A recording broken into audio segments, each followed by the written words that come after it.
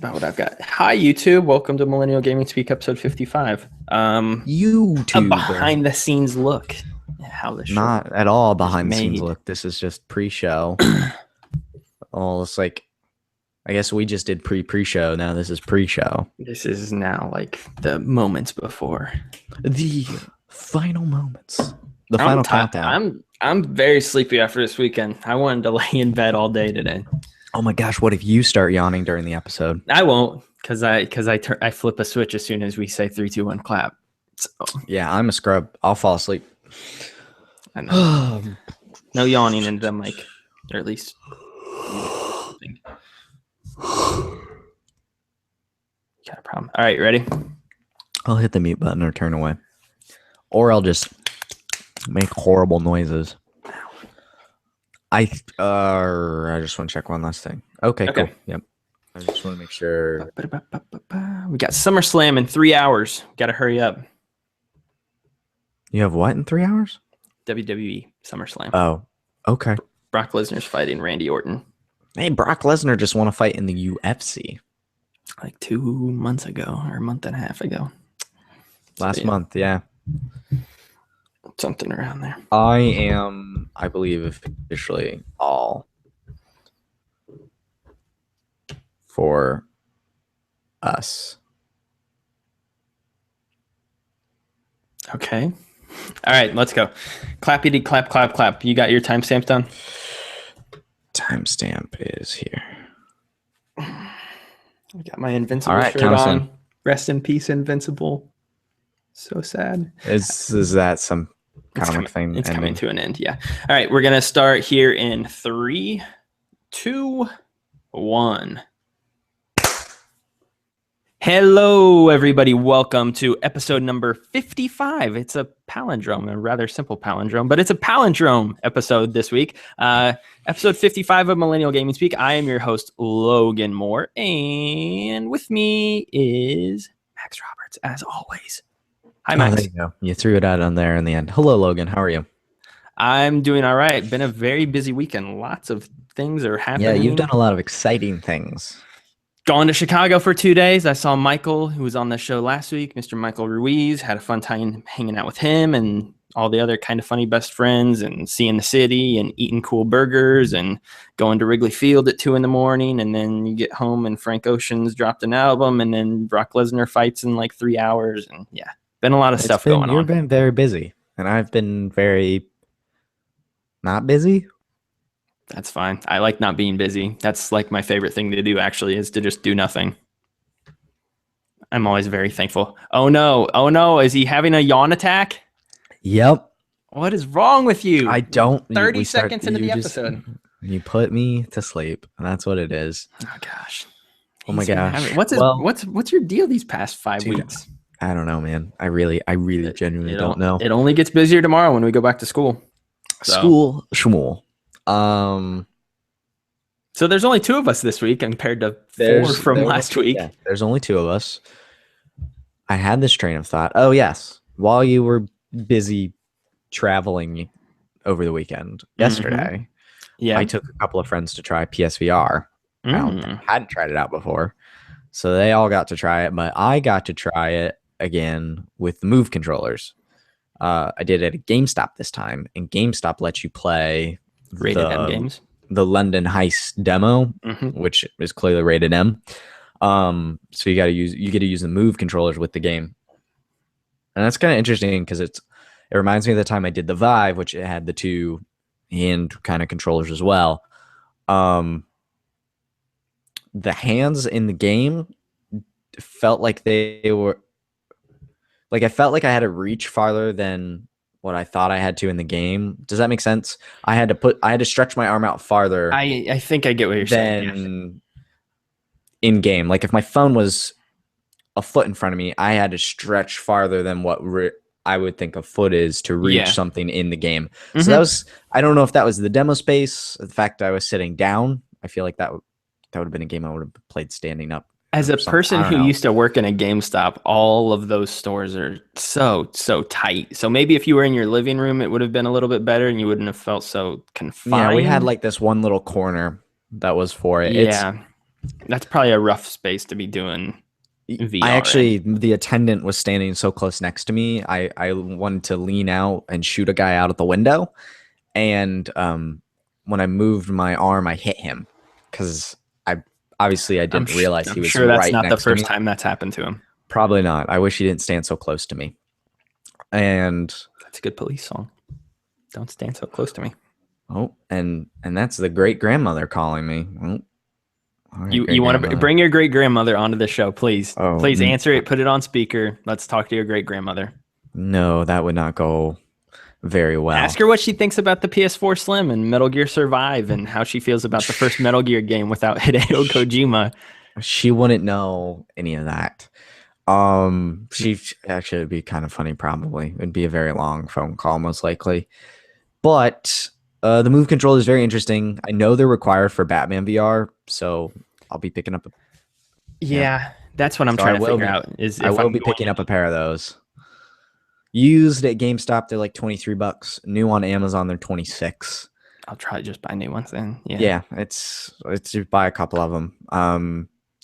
It was cool nonetheless, and then I played more Super Hypercube. Very stoked about that. But I thought I'd report in on how the Move controllers feel with it all. I have a couple questions about the one in Heist one, but I don't really want answers because I know it's something I'm going to play for myself at some point, and I know it's probably not going to change from what you played and what'll come out at retail in a couple months. So Actually, I'd almost rather just like see it for myself when that happens. I don't know because the systems they're using are like debug PS4s with, buggy headsets and software. Yeah, I mean they could be This slightly is a altered, slice of the game that was made in months and months ago. but London Heist is like it's one been of around. those like experiences rather than It's in that VR Worlds game. Yeah. So, but I mean, they've been working on it since then, so I'm sure it's going to be better optimized and it'll be smoother. slightly different if I had to guess, but this specific one, London Heist, I think has been demoed for like over a year now at this point. What's that studio? The London studio. I don't know. Tea and Crumpets Incorporated. I'm not sure. No, that would have been European, if anything, not London. No, I get wrong. London and France mixed up. London and Paris. I do too. I almost said something about the Eiffel Tower. I get those mixed up all the time. I don't know. London's got the Big Ben. He's the clock man, and he's guarding the city.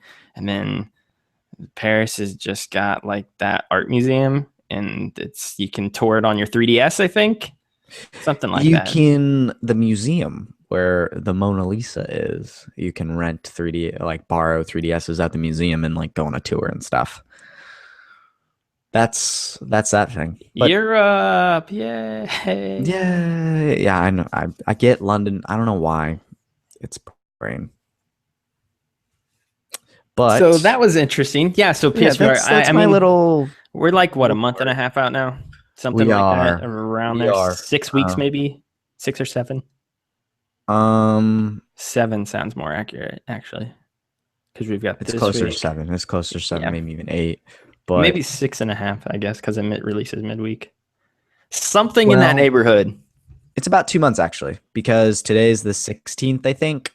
Today's like the 22nd. 21st. 21st. Whatever. So close. It would have been 2 months from last Thursday or so. Like it's around there. It comes out on a Thursday, which is weird. PSVR going up on a Thursday. Is it really a Thursday? That's really strange. Yep, the 13th.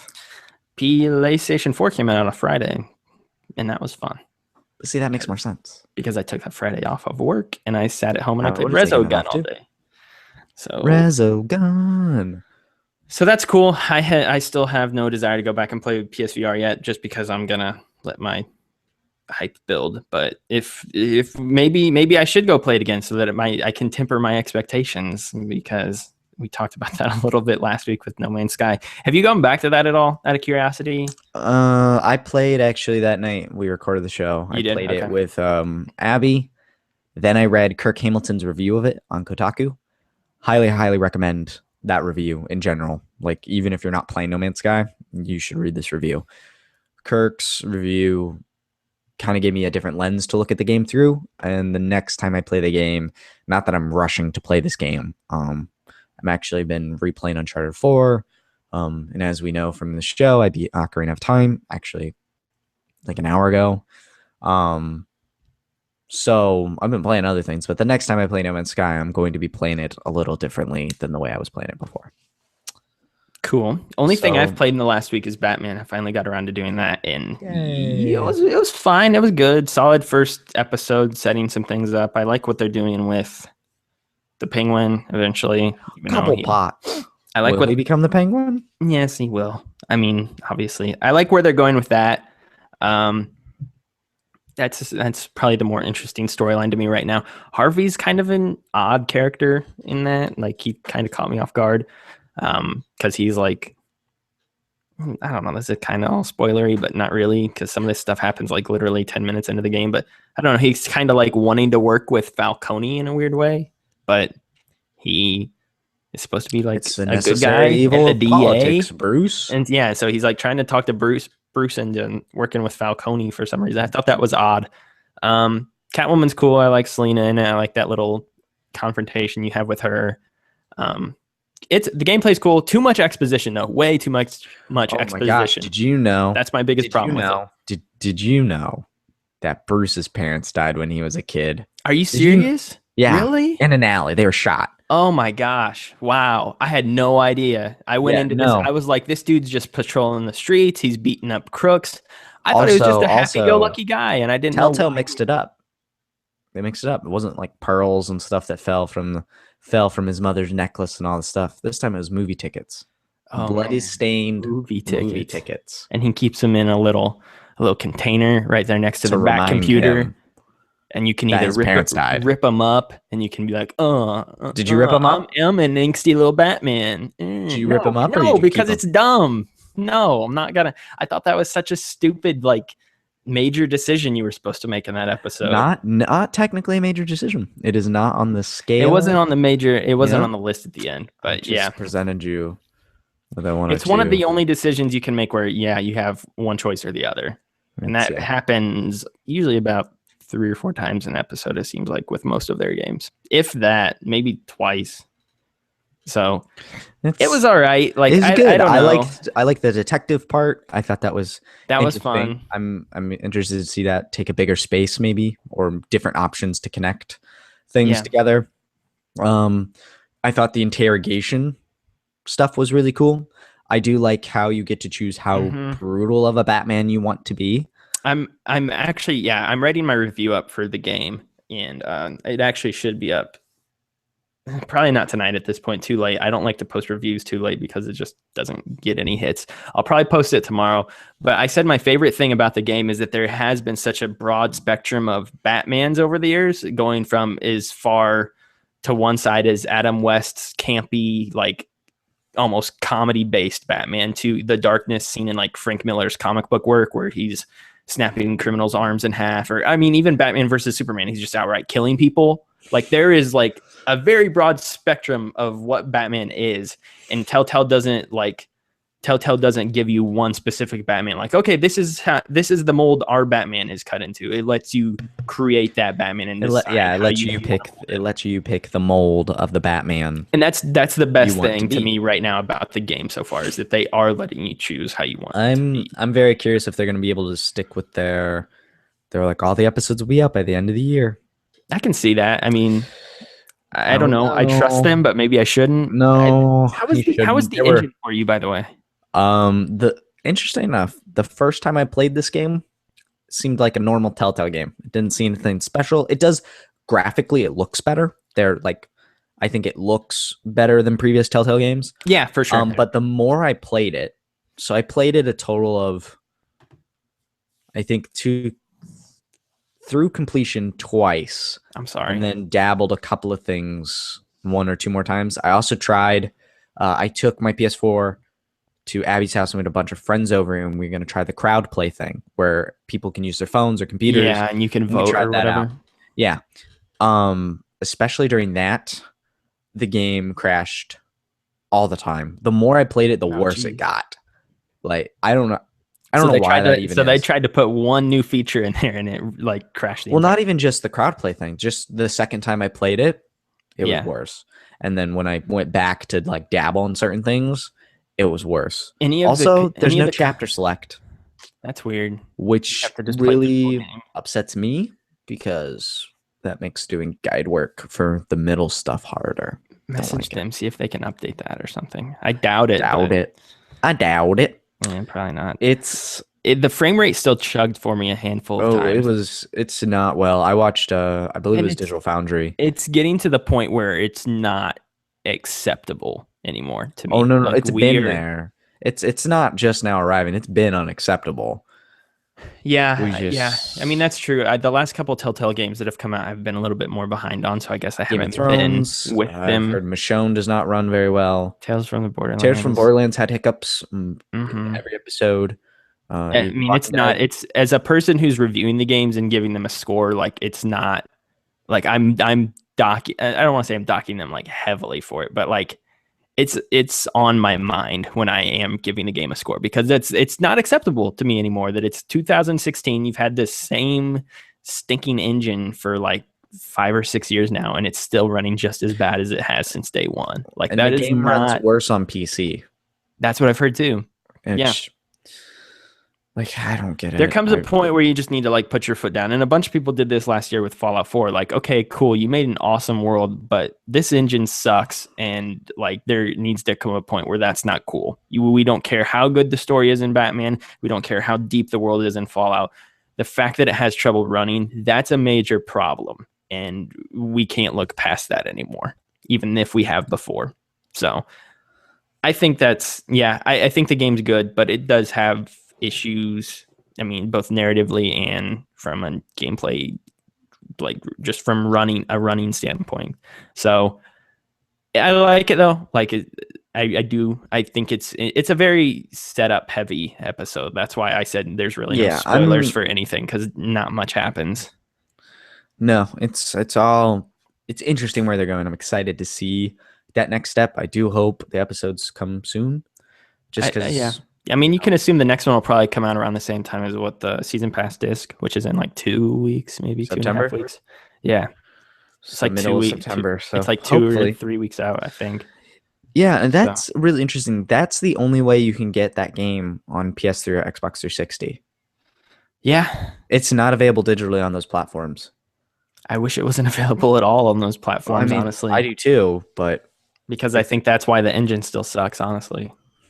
That they keep trying. It does look better graphically, like you said, but man, yeah, it does look better. The engine just does have some serious problems. Let's get into the notable news, though. We've been talking here for good 10 or 15 minutes about just what we've been playing and things like that.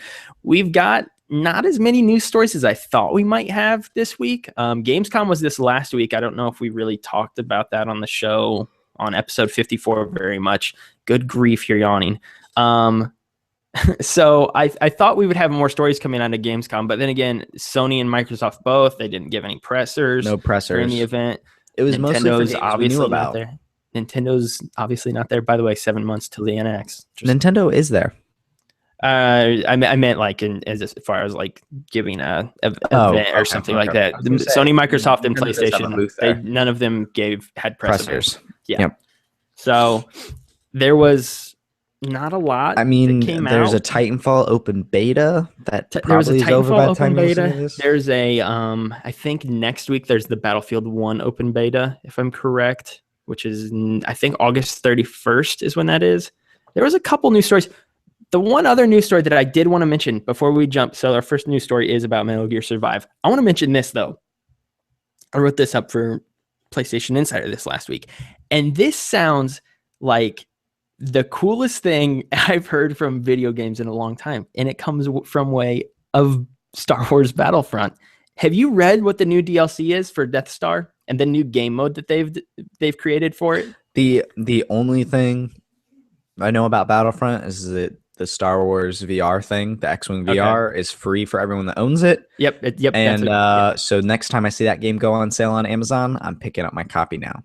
Yes, good decision. And you should because also get I've seen that game go on sale for like $15. It's getting down there, yeah. And so for $15 to fly an X-wing in VR on day. Mhm. Oh yeah, I'm all about it. I don't need the season. Maybe I I would don't know. suggest. Okay, so let me Tell me tell you about about let this me new tell you about mode. this one, because then you may want this, because this sounds like the coolest game mode that they've thought of so far. It already sounds like my favorite game mode. I haven't played it yet. So new things that are coming to the DLC. Obviously, you're going to get new maps. You're going to get new heroes. So you're getting Bosk and Chewbacca.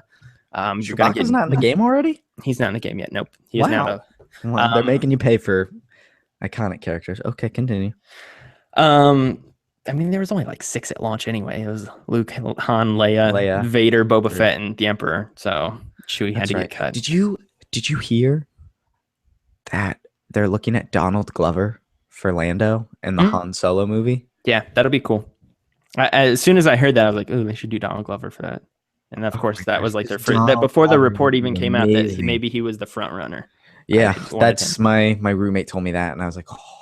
It would be also very weird to see him in that role, but I'd be okay with it. I think he'd do well. He would do well, but it would also be like, that dude's a rapper and he's Lando Calrissian.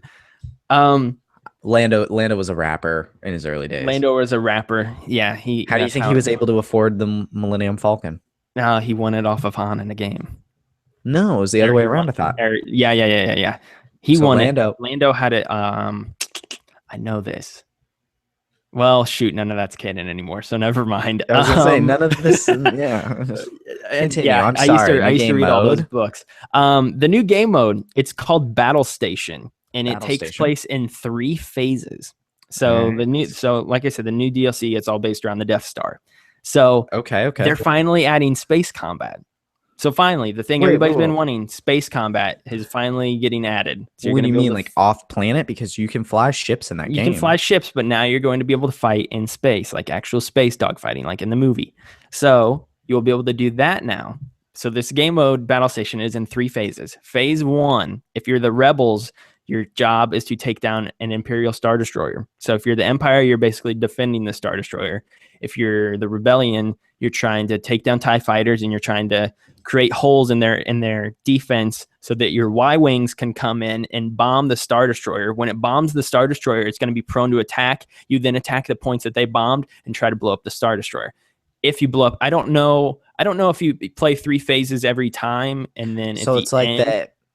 The AT-AT part on Hoth, where sort of maybe they bomb it and you have to shoot it to take down. Yeah. Yep. Okay. It's a little bit similar to that. So I don't know if the Empire wins that first round, if the whole game just stops and it's like game over. They won they won phase 1, so you never go to phase 2. But they didn't make it sound like that. So what's phase 2? That's phase 1. Phase 2, you go in the Death Star. And so now you're fighting in the halls of the Death Star. Your job is to take down like some robot in there for some reason or another. I don't know. Basically, the rebels are trying to blow up an Imperial robot or something that's like moving around the map. The Empire's trying to defend it. You can play as the 2 new heroes, so you can whip out Chewbacca and Bosk and play as them there. Pretty simple, pretty straightforward. Cool. Phase 3. So now it's time to blow up the Death Star. And if you're the Rebellion, you're trying to blow it up. If you're the Empire, again, trying to defend it and all that. But you can also play as Luke in his Red 5 X-Wing, or you can play as Darth Vader in his Advanced TIE Fighter. And so you're trying to blow up the Death Star, and Darth Vader's behind you trying to wipe you out and stuff like that. So you're basically doing the scene. So you're basically doing episode 4 with a couple new things pushed in there. Like Bosk, I don't think was in the Battle of Yavin. But if besides the little X-Wing VR thing, if they add just that part where I can fly down the Death Star channel and blow up the Death Star in VR. Yeah. Or maybe that'll be part of the mission and the VR mission. I don't know. Who knows? It sounds. Well, Brian Altano wrote a little preview about it on his Facebook thing. Says it was like a 360 open environment. Yeah, he says it wasn't on rails. He says he thought it would be on rails, but it wasn't. Yeah. So I know we didn't have that on our news, but that sounds awesome because it's finally including space combat, which everybody's wanted. Everybody has been mad from the launch of the game that there wasn't fighting in space specifically. And now they're adding it to where there's a in space, in a ship fighting, like actual combat, and then back out in space. Because that was the thing everybody loved with Battlefront 2, was that you could hop in a ship, you could fly into the enemy's ship, hop out, then go inside and blow up their generators, and then hop out and fly out. So that was the cool thing, was that you would be on foot, then you would be in a ship, then you would be So on foot tell again, me then back in a ship. this. Is it me flying my ship in and landing inside the No, theme park for phase two? it'll switch. It'll be like So see, phase that's not as two. cool. It's cool. There was nothing like it there before, though. It's something. That's all right. You're right. You're right. If it wasn't in the game before, that's definitely something new and cool. So between that and then the next DLC being all Rogue One based, these last two are going to be awesome. These last two are going to be freaking great. They're going to be so good. That's cool. I'm so really excited. looking forward to it. It's like, it got me really excited. I'm going to play that stupid game of 500 times to blow up the Death Star. So Hopefully, or defend it, because freaking rebel scum trying to blow up our super weapon. So yeah, cool. I know I kind of shoved that in there last second, but it was just a new story I remembered writing about earlier. Let's talk about Metal Gear Survive, even though it looks really bad to me. First Metal Gear game without Hideo Kojima is coming out. It basically takes place in an alternate universe of sorts, where some of the people from like Snake's Diamond Dogs in the end of Ground Zeroes, right? The end of Ground Zeroes, Mother Base is attacked and blown up. Yep, the base gets Snake leaves on a plane or a helicopter. I'm sorry.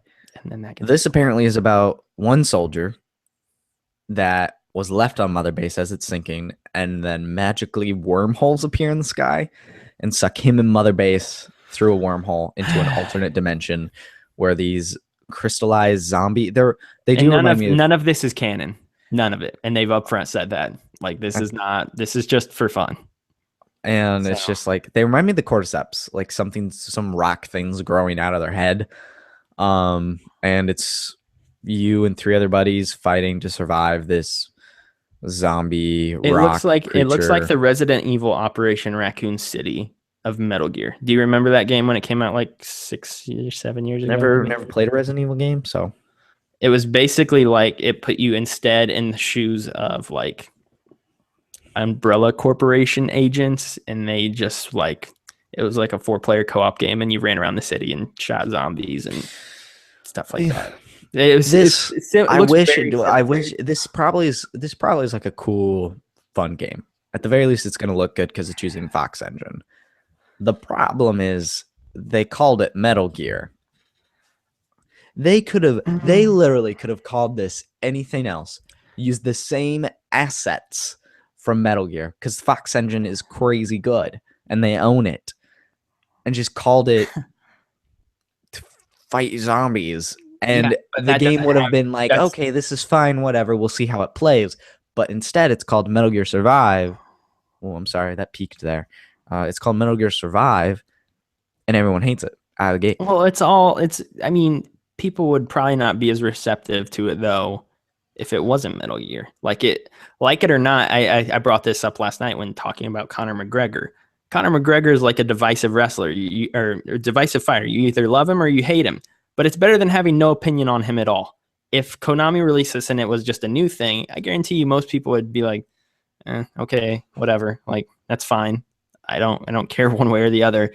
Now that this is Metal Gear, you either think, cool, a new Metal Gear game, or you either think, screw you for tainting what Metal Gear is. So no matter what, most gamers have like some sort of opinion on this. I get what you're saying, though, that like maybe it won't be good for sales. In the end, I think the game, just from what we have not seen gameplay at all, so it's kind of hard to judge. They've said it's not $60. They said it's not a $60 game. So I don't wonder what that means. Like 40. So like it's either like a budget game, $40, $30, or it's the free to play model. I can't see free to play. Not in this, at least. This looks like reminds me of Left 4 Dead. Sort of, yeah. Like it's you and 3 other people fighting enemies together. I don't know if it's like a horde mode thing where you're in one area and they're all coming to you, or if you that's like are advancing through an area of some sorts or a map of some sort. So yeah, there's still a lot we have to learn. Like, what's your knee-jerk reaction though? Like, I'm not gonna buy it. One, because the concept is dumb to me. And why is it called Metal Gear? Why is it called Metal? That's my reaction. Brand. I mean, I told you, that's their biggest brand. Like It, that's it. That's all it's it is. yeah, because they beat the other ones into the dirt. It could be a good game. It could be fun. A co-op survival shooter could be totally fun. Um, I'll pass final judgment when I see the gameplay and like how the game actually works. But for now, I'm not very stoked or excited or interested really. More curious than anything because if you think about it, if this game's coming out early 2017, which is what they've said is slated, this game's been in development then, Yeah, which but means I don't Kojima think knew it's about it, maybe, probably, yeah, I guess. I don't which know. Obviously, he wasn't very hands on with it. oh yeah, it's not like this is his baby or he even touched it, but he had to know Konami was making this game. Well, we heard like last year reports of Konami was hiring for Hiring for a people team. on a Metal Gear game. We heard reports of that last year. So we've known that something Metal Gear has been coming for a while. I'm surprised it's this soon after. Well, not considering the game type, I'm not surprised. It's not like Metal Gear 6 or something like that. But it is from a conceptual standpoint, I'm not interested. From the standpoint of Konami's like an evil business to me now, who ran one of the best game creators ever to live out of their company, makes me definitely not want to buy this and support them. Uh, but the one thing I will say is that if it does have the same systems and gameplay that Five had, then that will be big because I think I went back on it a couple months ago and I talked about how like amazing Metal Gear Solid 5 was, and it may have Metal Gear actually Solid been my 5 is favorite a game very last year. mechanically sound game. Yes, from a gameplay perspective, I mean, Metal Gear Solid 5 might be the best game that came out last year, like hands down. So if they just are It's tight, bringing man. those It's gameplay elements over to Survive and then adding 4-player co-op functionality to it, then it could be fun. Again, I think the concept's kind of stupid, and it's goofy, they're ruining what nonsensical. Metal Gear is. Like Metal Gear, Well, let's be real. I mean, Metal Gear's had its very goofy and silly moments too. I mean, there was like what Metal Gear Rising and stuff like that. But Like Rising Vengeance is cool, but Metal Gear Metal Acid, Gear's not a like look at like the sorrow. That's not really goofy, but it's very weird. Metal Gear's always been abstract. That's a way to stuff put like it. that for sure. Abstract. And this is Survive seems to be more on the goofy side of abstract. Yeah. But we'll see. Well, I want to see gameplay before I pass final judgment, but Yeah, I'm not we'll very see what happy about it gameplay so looks far. like. I mean, you would think we would see it sooner rather than later if it is coming out in early 2017, but I guess that remains to be seen. I don't know. I mean, again, I'm going to tell myself not to buy it just because I'm frustrated with what Konami has done by Mm-hmm. ruining Castlevania and now probably Metal Gear at the same time. So it's just I don't want to give them my money to support them. And so unless this looks like a game of the year contender for me next year, I can easily see myself skipping on this. Again, we haven't Oh, seen also they're gameplay, putting out a Metal but Gear Game of the Year edition, like a collection of it. does it come with Ground Zeroes, I would assume? Possibly, I don't know. I've just seen some listing rumors like Amazon stuff. Nothing substantial like box art or anything, but just Well, that listings I mean, floating if they don't around. combine it with Ground Zeroes, I mean, what else would it be? Because there's nothing else really. There's been no like DLC for it or anything that's come out. Not Nothing substantial, at least. not a clue. All I know is there's a special like edition of it. Who knows? We'll Whatever. see. Wouldn't be a shock if it did. But let's move It is a on. shock. This next news story, kind of, sort Yeah. of, even though I It's think I mentioned I'm it last surprised week. by it. I'm surprised by it. I'm not because I mean, we'll talk about that in a second. But about an hour before we went on the air, stuff on Neogaf Breaking started news. circulating. Yeah, sort of breaking news. Um, we started seeing pictures of what looked to be a PS4 Slim model in a box, and the box looked really poorly designed, and people on the internet were trying to figure out if it was real or fake. I initially said it was totally fake because the box Oh looked so wow. bad. Here's a comparison shot next to a PS4. Where'd you send it to? Because I don't have anything. Oh, it's in the Neogaf thread. Oh, okay. Oh, you mean you're just looking at it? You don't need to send me Yeah. anything. I'll find it later. So Looks yeah, about as deep. initially we just saw the box. Now somebody has taken it out of the box, and we have actually seen what is supposed to be a PS4 PS4 Slim, Slim.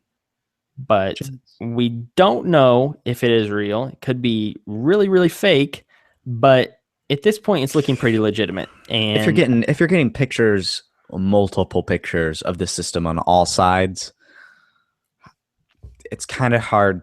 I mean, it will it's be a hard to very debunk it impressive at that thing. point. Like there are multiple pictures of this thing from every angle. Now there's a comparison shot next to a PS4. Like this is becoming more and more substantial as the time goes on. People have done crazier things on the internet, so it wouldn't That's shock me if it was fake still, but it is looking very real mhm. at this point. I have no idea how they got one because this was supposedly coming out 2 or 3 weeks from now. From what I was reading earlier, is that this is slated to come out like the Brown. day or day after, possibly because the PlayStation meeting's on a Monday, I think. So the Oh, next following Tuesday, I oh, think you've been this hearing it's like the same like that week. it was Oh, supposed to interesting. come out possibly that week, which it wouldn't be a surprise. The Microsoft's done that before with the Xbox 360 Slim model. Okay. Yeah, I've seen. Go look back a couple of years ago, like through past E3 conferences, and they've shown off. We've got a new model for the Xbox or the PlayStation, and it's out right now. So it wouldn't be a shock if they did that to me and this came out in 3 weeks' time. Lay, um,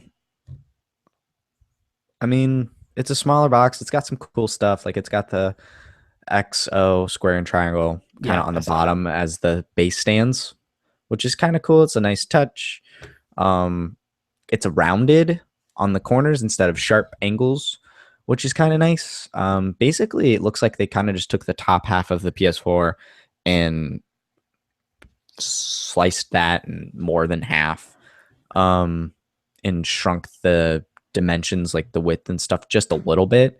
In this comparison photo, it honestly looks as like deep to go back as far as a regular PS4, which isn't actually that impressive to me now. If it, maybe I need to see it on top of it, but it's sporting a 500 gigabyte hard drive. Yep. My biggest concern with this thing would be how quiet it is, because owners of PS4 know that a PS4 can get very loud. Is yours getting loud? It can get loud. Yeah.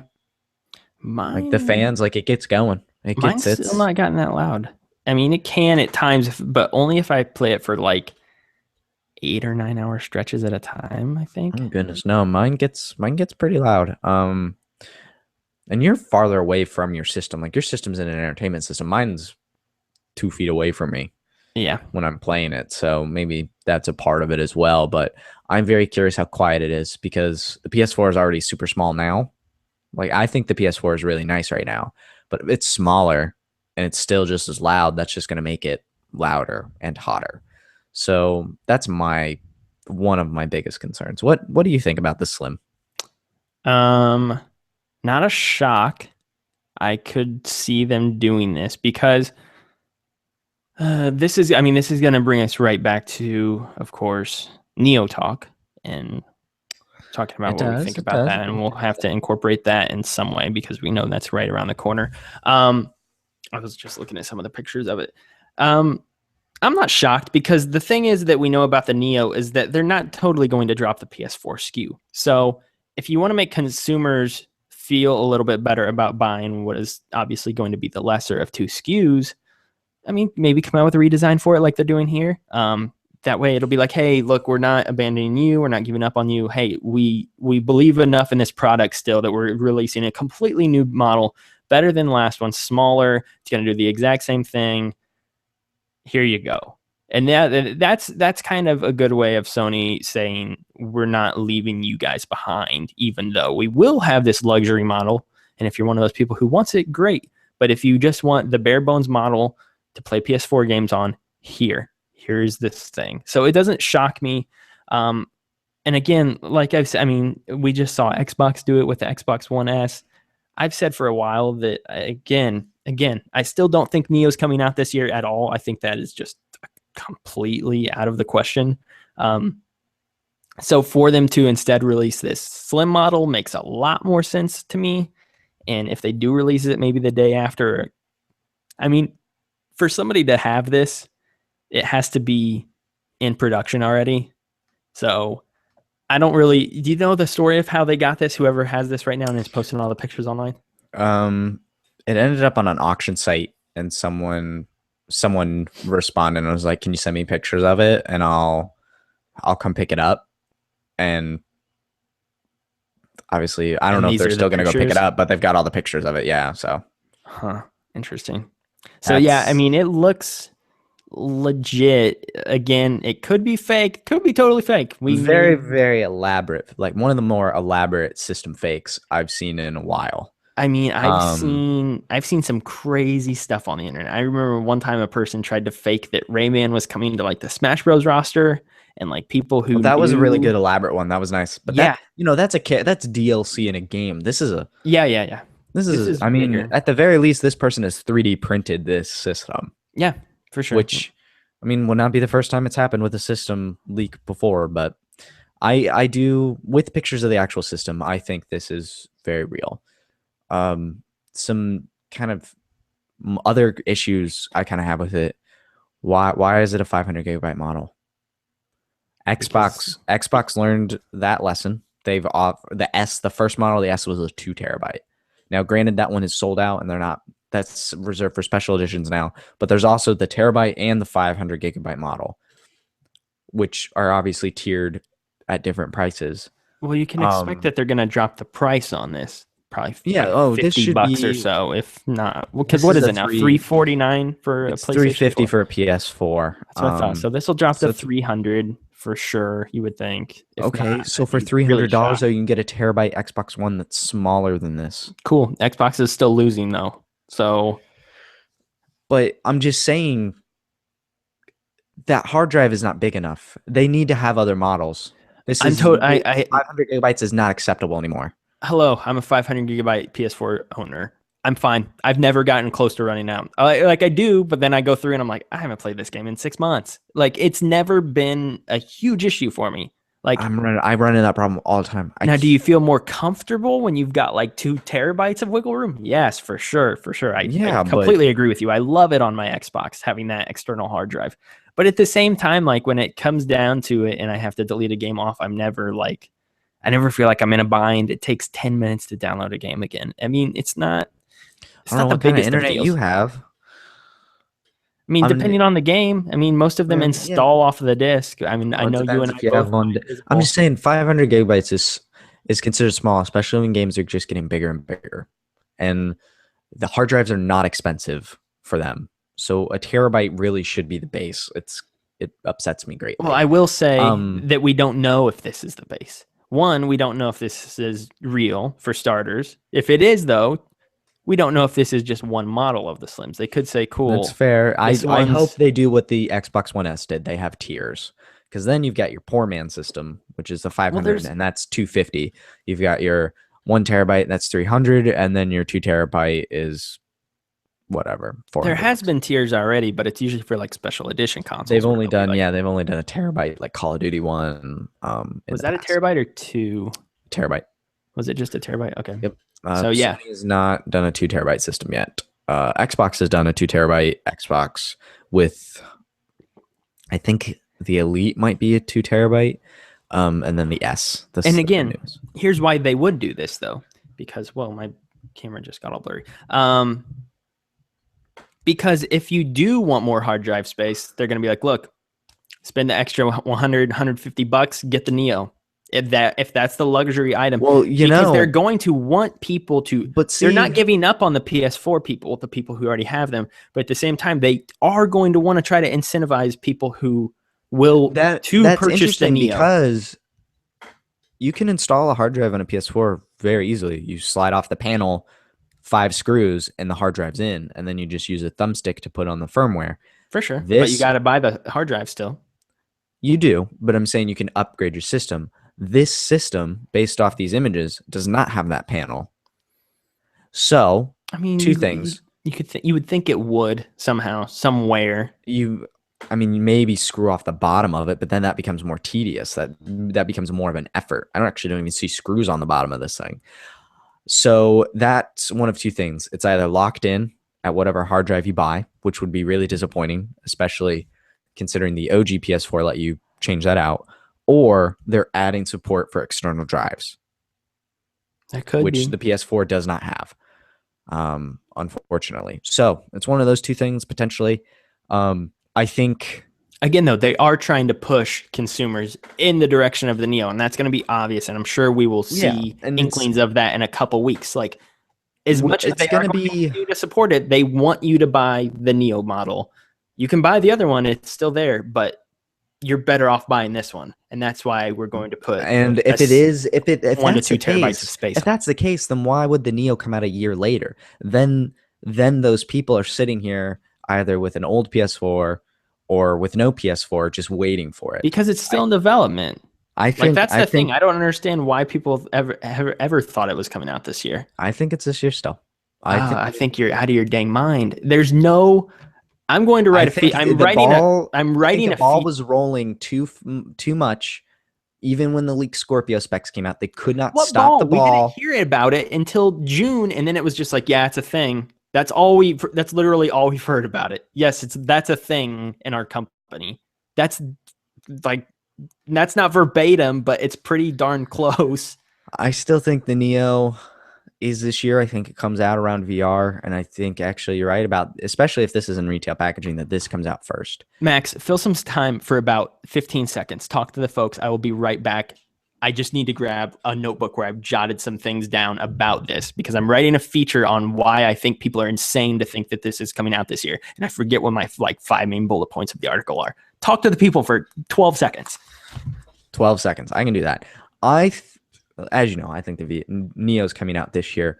My biggest issue, and I don't want to reiterate that because you'll have heard it twice and Logan wouldn't have heard it. So I'll let the man say his piece. Nope. Oh, there he goes. Okay, I'm back. His headphones back on. Okay, so all right, I'm writing a feature about this. If you want to read it, it'll be up on PlayStationInsider.com in a couple days. Well, okay, give me a link to that, and I'll put it in the show notes so people can read it. If it'll be up, I think it should be. I'm going to try to get it up by Wednesday. We'll see. Sounds perfect. Now we'll I'll retroactively go back and add it. Also, I don't know why I'm out of breath because I ran to my room. I don't know either. You need health. Read off your points. We'll talk about them. And then I have my one last thing about just the PS4 in general, slim or not, and the Neo. Those are my two things. But go ahead, talk about why you think people like myself are crazy to think the Neo is coming out this year instead of next year. I've got 5 points here. 5 main points why this is not going to be a thing. Number one. There's no reason for them to do it. They're winning. Why would they feel like they need to force this out early? They're winning. There's no their competition is like 15 million units behind them in sales of consoles right now. There's no reason for them to do it. There's no reason for them to rush this product out. And that leads into point number 2. They know that the Scorpio is like incredibly powerful. And there was reports a couple months ago that they knew that thing blew them away and that they knew the Neo was underpowered by comparison. So they kind of brought it back to the drawing board, supposedly. Again, this is all conjecture. This is all things we've heard. So why would you rush an underpowered console out to the market when you know that your competition is going to step on your chest and crush you 12 months from now? Point 3, the marketing that they're going to need to craft with this thing, this has never happened before. And that's kind of another one of my points. This has never happened before. This is not a precedent. This 4.5, this half step up thing, whatever you want to call it, this has never happened before. For them to craft their marketing in a span of 3 or 4 weeks, let alone months or something like that. Let's say they had 3 to 4 months to do this. That would be pretty tough as it is. 3 to 4 weeks because everybody thinks this is coming out in October. Their event's the 7th of September. For this to come out a month later, for this to come out 4 to 6 weeks later after their event, that is insane. They're going to need to take so much time to craft the message of why you need to purchase this and why if you already have one, you should upgrade. It's going to be a lot of convincing. Point 5, and maybe the most important to me, PSVR comes out in October. Why would you want to ruin what you have called a console launch, pretty much. They have referred to PSVR as a separate console for like a year and a half now. Why on earth would you want to same day? Because a bunch of people think it's the same day. They think October 13th is going to be both the Neo and the PSVR. Why would you send two things out at the same time? Hey, we know we've got some super crazy Sony fans like myself, like yourself out there, who are going to want to buy both of these things. Why would you release them on top of each other? That's going to frustrate me because I would like to buy a Neo, but if you put them out on the same day, that's going to annoy me because I don't have the money to do that stuff. And nobody is. The people who are buying VR day one, which is already a very, very niche audience, that's the thing. They're going to need to build up VR. They're already still trying to convince people to buy VR, let alone this new half step up console, which has, again, never happened before ever up until this point. Mm-hmm. Why would they need their marketing has been so hard with the PSVR trying to convince people to buy it, and they already aren't expecting a ton of sales from that. So they're going to put that out on day one and then try to crush it with a new console that's supposedly more powerful and all this other stuff. Those are like my 5 points. That's my rant. It makes no sense. It just doesn't make sense to me why people think it's coming out 2 months from now at all. Okay. I look at it like this. This system clearly, whatever it is, has been in development for a while. Systems don't just happen from the month of, in 6 months. This system has been being worked on. Dev kits have been made. Specs have been written up, given to devs to build on computers. I think the ball was rolling too much, and they didn't expect such a leap from Microsoft. And I think it's too late to stop the presses. Who says it's too late, though? Just from the business, like they're pushing this thing out, and I think it's too late to pull it all back in. Like they've invested too much. They've got to finish it. So the consoles are essentially becoming cell phones. I said this last week on the show, and I've said it before, and a lot of other people are saying it. You look at Apple and how they do the iPhone 6 and then the 6S, and then they'll do the 7 and then the 7S and blah, blah, blah. This is the S model. And I seriously supposedly, again, we still haven't seen it. We don't know what the specs are. You're right, but this is the half step, so to speak. Yeah, so to speak, yeah. It's going to be the half step. I seriously would not be surprised if they just if the Neo just came out alongside PSVR. They're like, it lets you it has extra processing with the processing box. You can display the second screen image, full 1080, full resolution on your TV. And that's like the bonus of it. Your games are going to look better. You're going to get more particles. Who buys that, though? The diehards, the people, the boot, because Andrew House described it as a boutique item. So it's going to have the bigger hard drive, maybe even a solid state. It's just going to be a sleeker, more powerful, make your God of War. I've seen... The Xbox One to the Xbox One S is almost a bigger upgrade than with the HDR support and the 4K and stuff like that. Like that's almost a bigger upgrade than the Neo would be. And then I seriously would not be surprised if the numbered equivalent comes out alongside Scorpio. That they're drawing up I don't want to call it the PlayStation 5, so to speak. They're drawing that up now. To go head to head against Scorpio, because you're right, they're winning. So if they just put this out there, it's not going to hurt them. It can only benefit them, and then they get the more powerful one. They are looking at Apple in the cell phone market, and they're imitating it. As far as launching it alongside VR, again, look at Apple. They'll put a computer, an iPad, a phone, and a watch. Screw Apple. Video games are a totally different beast. Because it's a totally different beast. It's a totally different market audience. It's a totally different technological products. They're two different things. They sell really well. They're two separate things. VR and a PS4.5 are two separate.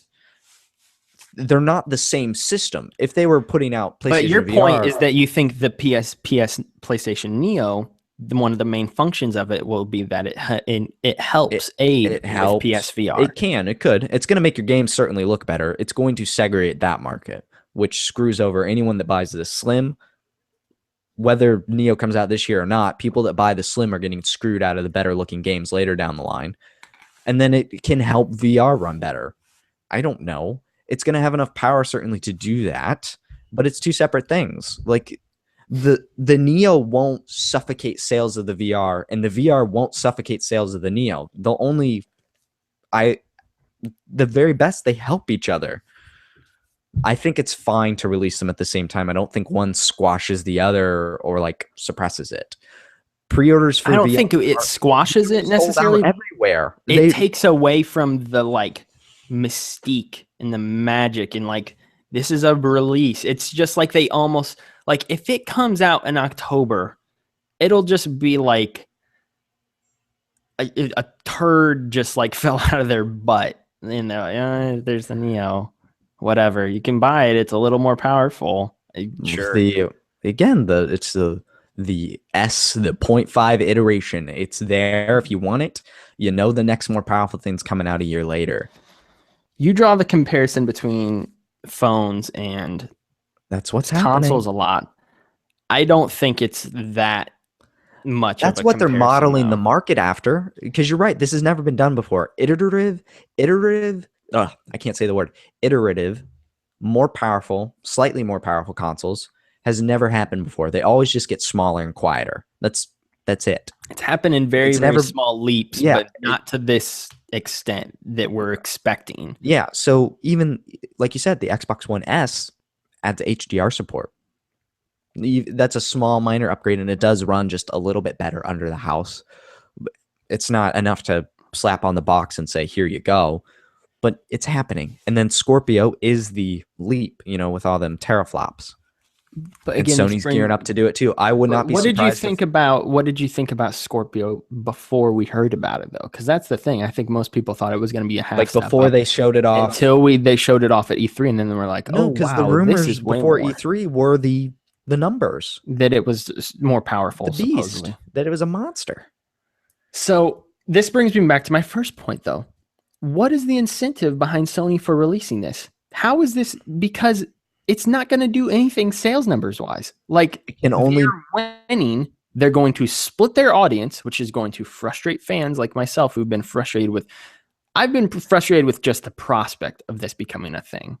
Like, but see, like even the Scorpio, the fans you're talking about, they already have your money. You've already bought a PS4. As powerful as Scorpio is, like I'm almost still frustrated. That's a thing, and I'm like, man, I'd almost just prefer the next Xbox. But whatever, that's fine. That's fine. Xbox kind of won me over when they told me about why it was a big deal. The way you're making it sound like it's like Neo's not going to be a big deal at all, which again brings me back to the question of why even release it? What's the point? They're not gaining anything from it. There is literally nothing for them to gain other than to split their market, split the consumer, and say, make a decision here, which is going to frustrate fans, make them flock the Xbox, with the new Xbox One S, which is a really good console. But again, you're talking about fans. They already have the fans' money. You've already bought your PS4. I know, but this stuff is so fickle. This stuff, I mean, it's not over though. That's the thing. They already have their money. Great. Like this is a long game. I don't think it's a long game anymore. I think console life cycles are going away, and you see how fast it turns. Like overnight, it changes. PlayStation sucked for like 5 or 6 years of the PS3 versus 360 life cycle. And then somehow in those later years, they caught up to Microsoft. And then that led right into this generation. And they've been killing them since. They have been killing Microsoft. Messaging and all of that stuff. You're right. But the market is changing. These are not 7-year cycle systems anymore. The market's changing. I don't disagree with that. But at the same time, this just would not make any sense for Sony to just have this just kind of just crawl out onto the market. It does not make sense to me at all. They have nothing to gain by doing it. And again, that is my question. What do they gain by doing this? Money. They're gaining money already at like a stupid rate with only the PS4. So why not ride that out for another? They would be the first to market with the more powerful. They don't need to be the first to market. They don't. Well, there's no incentive for that either. They're winning. Neo is not as powerful as the Scorpio. If it's not, and it's too late for them to pull it back for whatever reason it may be, then it does pay to be first to market. because then they get to put the message out first. Because if Scorpio comes first and Neo is still underpowered, then everyone's just going, well, they were late to the game and they're not as powerful. That's my point, though, is that if they take the next year to make it more powerful and more comparable, if they were to take the next year to try to up the specs of what the Neo is and then release it next year, it would be a better console than whatever would come out in October. And that's my point. It would be. It would be great if they did that. 8 months and continued working on this, which it sounds like they considered doing after they heard the specs of the Scorpio, then they would try to at least get it more on par with what Microsoft is doing. You're right. Be good for them, because if it does release next year, then I think you're thinking that if it releases next year alongside Scorpio, it's still going to be this underpowered, and it wouldn't. No, if they could take the time, it would be on par, around the same. It would be around the same. I want them. I don't want the Neo to come out this year. Maybe I need to express that. I'm with you, and I want the most powerful thing they can put out. I want all the best effort put into it, especially as a consumer and a big fan. Yeah, I think we're both I'm here to support. guys I want the best thing that they can possibly make that I can put on my shelf. But there's this. I mean, the Neo has been in development, and the Scorpio has been in development probably since the beginning of the year, if not longer. Like they've been in pre-production. It's like a movie, movies go into pre-production, the scripts, rewrites, all this stuff. It's a long haul. Games too. And then ideas get trashed and things around. And I think that Sony thought more of a half step instead of the big step that Scorpio is taking is where the direction was going. They committed to that, and they started pushing further along that development cycle and that plan. They put out specs for devs and all these things and whatever that entails in the industry. And then E3 rolled around, which was only 2 months ago, and all this news about Scorpio and its specs and how big of a leap that was going to be.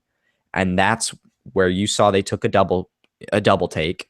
But I think it was too far along that they have to just put out this mid-tier, this half step, and now they're at the drawing board for the big one, the big one, the next, the PS4, the PS5, so to speak. The Scorpio equivalent for that is what I think. But why wouldn't they just try to roll those together? Like, so you're saying you would expect them instead to release like a PS5 type thing next year at this time, so to speak. I'm saying PS5 just because I don't know what else to call it. Yeah, I get what you're saying. But you're saying you would expect for the more heavy duty one, the more powerful one to release next year. And the Neo is just this half step because it's too far along. Like they've put too much money, and they clearly do have some sort of marketing plan. We just don't know what it is yet. Like I think they've crossed the point of no return. In Back to the Future Part 3, where when they pass the windmill, that's the last point. That's the point of no return. They can't stop the train at that point, so they either die or they get the car up to 80 miles per hour. I think the Neo passed a point of no return, and so they're like, all right, we just have to. It's got to be there. And then regardless, at this event in September, we're going to see a Slim. We're going to see the Neo. Probably a Slim. As long as that's not fake. I think we see both, kind of like Xbox did, where they showed off the S and they talk about the Neo. But I think they have to go in a little more detail than Microsoft did with the Neo. I think they have to, because you're right. Because the messaging right now is out of hand because the only news is these leaks and what fans are generating. Like I said, literally the only thing we know is that Andrew House has said, yes, that is a thing. We will talk about the Neo later. Yep. And that is all we know. We'll see what it is here. I think we see what it is in September, and I think we get a release window, whether that's this year or next year. I think we get specs. I think this is a bigger push. And, there was all the rumors of the Vita, a beefier Vita, but that's just a patent. I doubt that. The Trinity. The Trinity. Let's I have one I So have one, I know we kind of got off. I don't know. We had a good talk about it though. I thought that was fun. I think That we was a both. You had a conversation more about iterative consoles and what our thoughts are on that as a whole. I think we kind of hit on it somewhere in there. The one other thing that I do want to hit on before we switch up and go to our Ocarina of Time discussion. What? I mean, we'll take a break and all that. The one thing that I heard was that I didn't hear this, but I thought of this the other day, and this is kind of switching lanes here. It's still associated with the PlayStation meeting, but what if Mass Effect showed up at this press conference? Because we know they said they said at E3 you'll hear more about it this fall. Where would that be? I mean, it could show up there. That would be a really cool way to show that off. Like we said last week, a lot of people have been talking about Rockstar showing up as well. Rockstar's the big one. I started thinking about Mass Effect and Red Dead would be really heavy hitters. Especially showing off. That would definitely be on par with what they did at E3. Like that would be pretty wild. And we'd see more of Days Gone, I'm sure, and God of War. Maybe not God of War. Maybe like a tech demo of it. But yeah, I don't know. Maybe I had this train of thought. Where'd it go? Okay, I got it back. This meeting isn't just going to be about the PS4 Neo or the Slim. I think this is about the PlayStation brand and where it's going over the next couple of years, especially where their games are going. Because when they go to that theater, things are getting serious. Yeah, when you go to PlayStation Theater for a PlayStation event, it's pretty serious. We're going to see some games. I think you're right. Oh, remember what I texted you after the show last week? What if the Neo is back compat?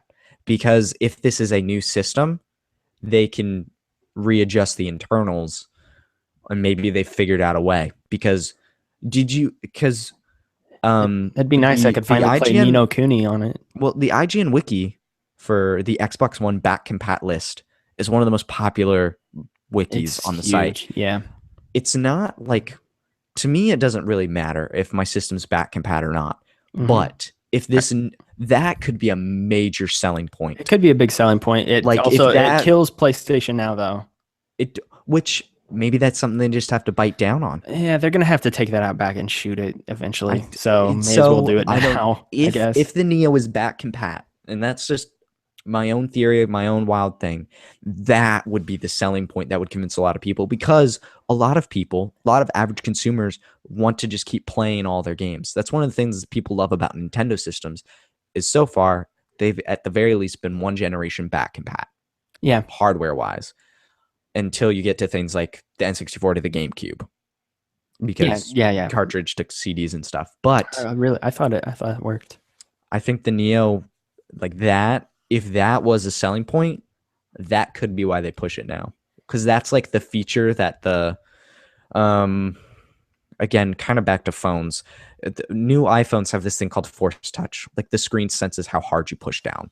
It's not this mind-boggling crazy thing. It's just a cool feature. It's just something new. It's new, and it makes things a little easier. And back compat could be that feature. Could be, yeah, for sure. Like, people would freak out if you could play your PS3 be cool. game. Like I've still got like a handful of PS3 games I've been wanting to play. Okami HD, Ni no Kuni. Like, these are games like I legitimately do want to play at some point. I just haven't. So it would be nice if it was that could be the surprise heavy hitter. And to be again, total speculation on my part. It was an idea that hit me after we recorded last week's episode. So if I'm right, the one thing I don't think we talked about, you heard it here first. The one thing we talked about last week, or I didn't think we talked about last week too much, was like what games we expect to see there. We talked about it a little bit in passing, but yeah, Rockstar, and I don't know. There's a bunch of rumors. Bottom line is that this just can't be Neo for an hour, 90 minutes, however long this goes. There's obviously going to be some game announcements, which is going to be VR. Exciting. They got to talk about VR. They got to talk about games. In passing, yeah, I think VR just a little bit. But, because by the time this event rolls around, VR is a month away. I think they show up the games. I wouldn't be surprised if we saw a Resident Evil demo in some capacity. And I think I think the big thing that VR is missing is like a really big launch title. They've got games like Rez, which apparently a lot of people really enjoy. For They've sure. got, I don't know if Eve Valkyrie is a launch game. We've talked Briggs about, is yeah, it launched. is. You know, like We've I talked about this talked about before. this. We talked about this last week. Yeah, how I there's think just they not a kind of big just title. do that. I think they show you what games VR is going to have at launch I because it's don't a think month there's going to be away. a bit. I don't think this meeting next month is going to change that they don't have a big title at launch. Like nothing stand out. Again, VR is in its infancy I still, just so think they get you. I think they get people hyped up for it. Maybe announce maybe a final pre-order wave. Surprisingly, maybe that that could be that'd be something something that they hype do. people up. They'll show off the new PS4. I doubt they talk about Vita at all, but they, who knows? I mean, this would be the event to do it at. I mean, this one and any Um, of the ones where Holy it's only cow! for the PlayStation audience would be Holy, good for what them. if Naughty Dog's there? They won't be. Stop. Oh, but what if And if they were, it would be Uncharted DLC, and that's it. but I'm what telling if what if it was just a teaser? you, it's Not even not. footage, not even gameplay, just a teaser, just a logo, just a splash screen. Why do you just want a logo? We know it's gonna be a Last of Us Well, 2 will be a thing. they haven't announced it. I'm But way what if more they just curious to see announced it? what they do with the DLC for Uncharted than Last of Us. After Honestly. the DLC though, their first single player DLC for The Last of Us, I'm totally confident in the Uncharted. I think we see Uncharted DLC at PSX. I do too. And I think it's out by April of next I think year. April's what they aim for. Okay. That's my shot out of a cannon. Guessing. Okay. Anyway, it's gonna be. Oh my gosh, September's gonna be nuts. And then if Nintendo ever Uh, wakes up for whatever Snorlax like sleep they're taking, like maybe things will actually start to get interesting. I know. Isn't it gonna be exciting? Ooh. Jeez, it's gonna be a busy couple months for my wallet because we also haven't heard about PSX yet, which I was expecting it to be announced Maybe this they weekend, announced. actually. Maybe they announced the days at this PlayStation meeting. Starting to think that actually. Wouldn't it actually be? Where would it be this year? New York or San Fran? I don't know. We talked about this all weekend because me and Michael really want to go as like writers for PlayStation Insider. We really want to go, and we would travel together and we'd split a room. So we'd try to get costs down. If it was in New York, I would. If it was in New York, I would go. The only place I think we are like very much. So right now, Michael and myself, I mean, this is just inside baseball with our lives and what we're talking about doing. If it's in San Francisco, I think we'll skip and we're going to opt to instead go to PAX East, which is what we're trying to do. I've got like What's PAX East? PAX East in Boston. When is it? Oh, it's in April. Oh, okay. So that's a longer time to save money. Yep. So PSX would be in December. We would like to go to that, but if it is in San Francisco, I think we're just going to have to say no because San Francisco is very expensive. A stupid, outrageous city to go spend some time in. So yeah, I don't know. We're trying to figure all of that out. We want to go to PSX, PAX East, Kind of Funny Live 2, E3, and I think that's it. I don't want to go to Comic-Con. E3 1 year at some point. I mean, I guess if you kept up PlayStation Insider, I guess then you could apply for press passes. Yeah, that's the only thing is because you have to because it is a press event. PAX East, we could get press passes at. Well, actually, one of our writers is going to PAX West in a couple weeks, and he's got a press pass. So you guys could, in theory, could get one for E3. But yeah, I think again, I think we're thinking about doing it for. Yeah, I don't know. We've got a bunch of stuff. We're trying to figure out. Actually, I need to have a meeting with them, maybe in like an hour. Meeting with us. Yes, that too. We got a bunch. I got a bunch. There's of a reason we there's a bunch of plates right now, and I'm trying to keep them all there's a reason there's a chat with 3 of us in it, right? Yeah, I know. But anyway, we're getting a little too inside baseball here. Let's take a quick break. We will be back in just a moment, and we're going to finally hear what Max thinks about Legend of Zelda: Ocarina of Time. And if it's any less than the best game of all time, he's wrong. So come back in just a few moments, and we'll hear what he thinks.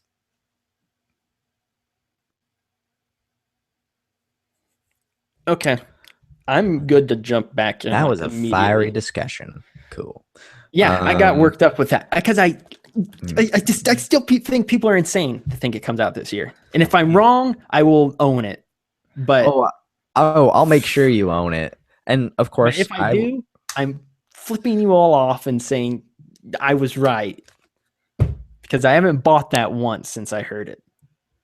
Because some people said that after Microsoft's press conference this year, like, oh, I'm surprised Scorpio's coming out next year. I'm like, are you stupid? Why would it come out this year? There's no reason for it to.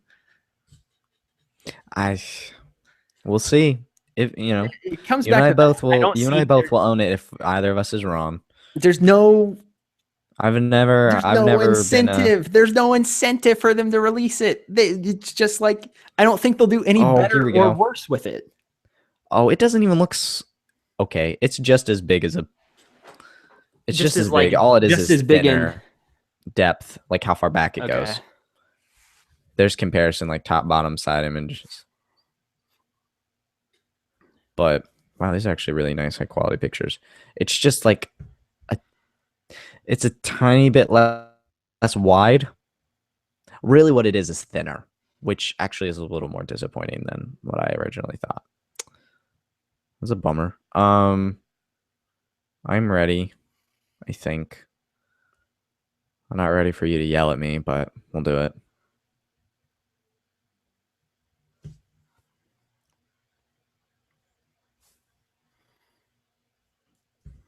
Okay, hold on.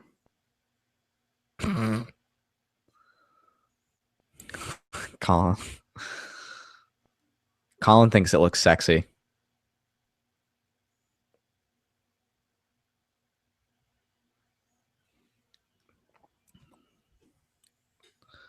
Alrighty. I already know what music I'm putting in as well. Putting in that Gruto Valley.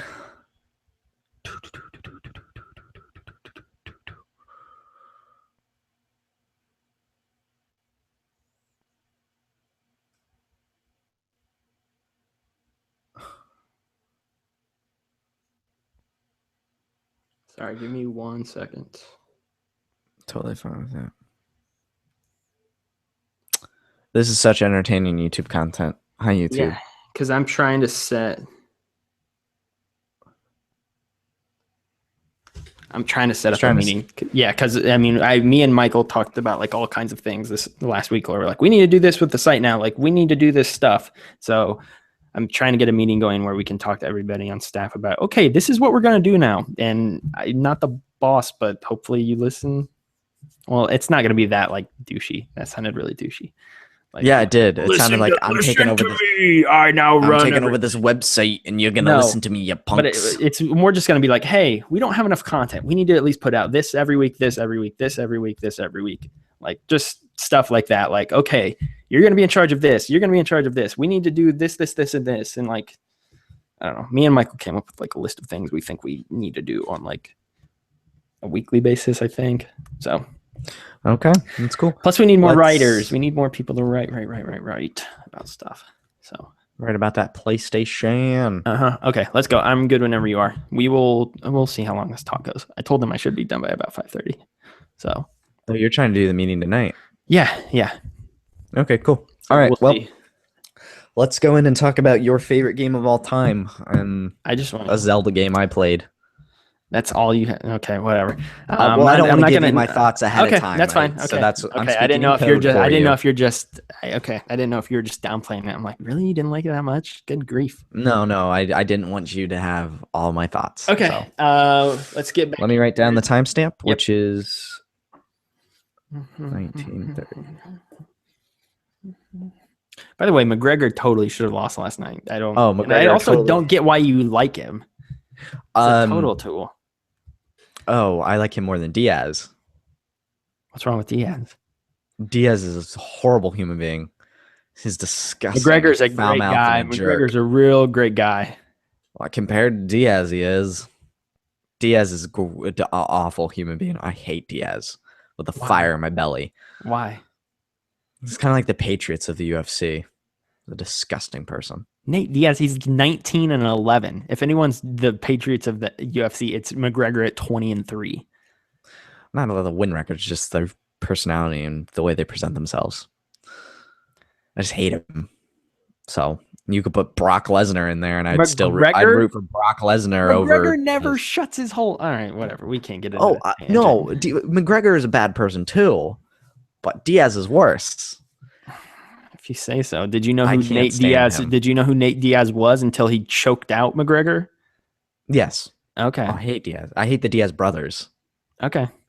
Like Just making it sure. Nick wasn't. Diaz. Oh no, you beat my McGregor. How could you? It was a crap. Why did you win? You're a horrible person. All right, just checking. No. Yeah.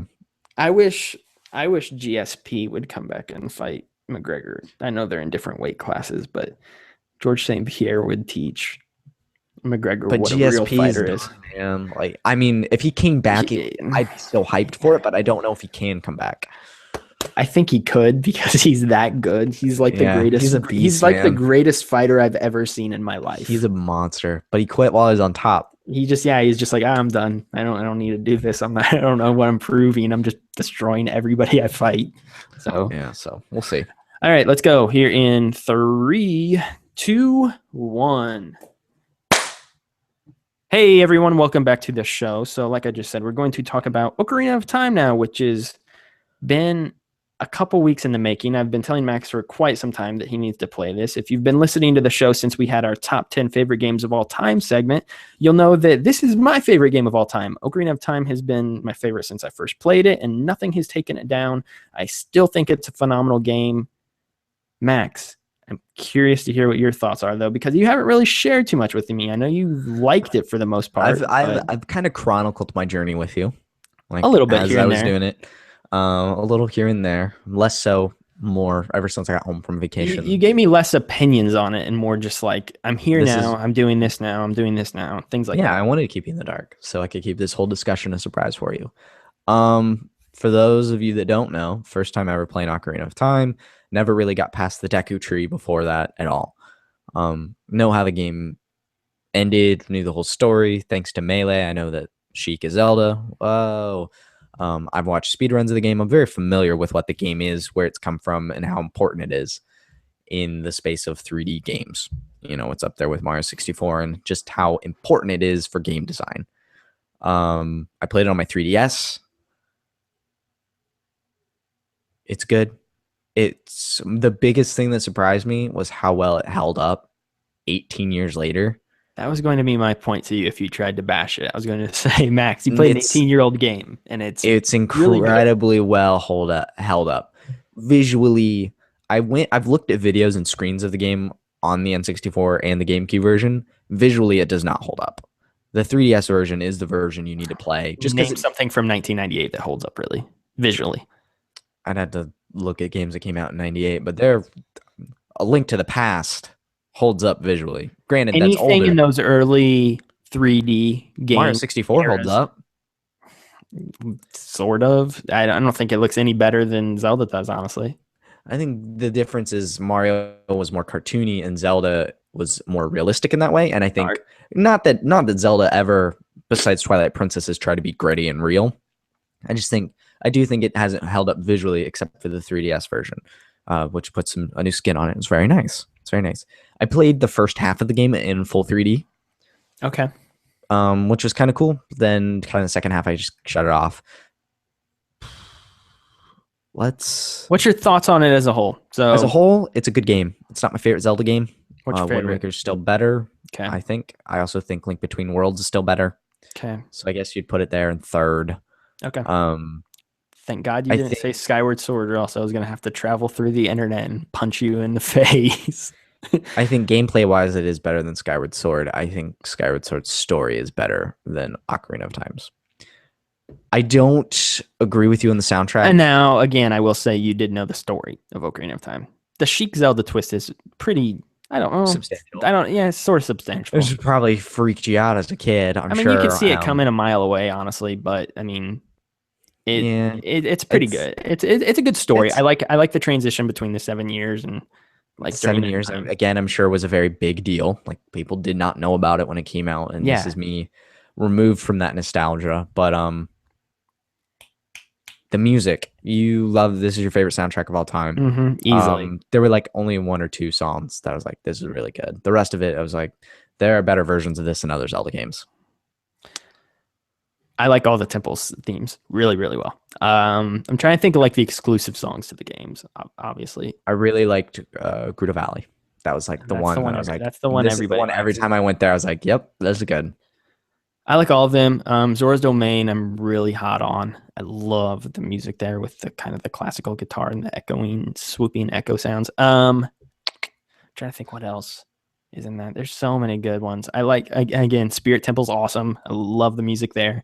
I love the music in Forest Temple. Love the music in the Water Temple. I like the Water Temple music as well. There's a lot. I Dumb know Water that some Temple. of see the thing is I've mentioned before that I'm probably this is my favorite soundtrack ever, but it's also the first one where I've been introduced to Zelda music in general. So certain Fair. songs that I play, certain songs that I know that I associate with that game, I didn't realize were from previous Zelda titles already.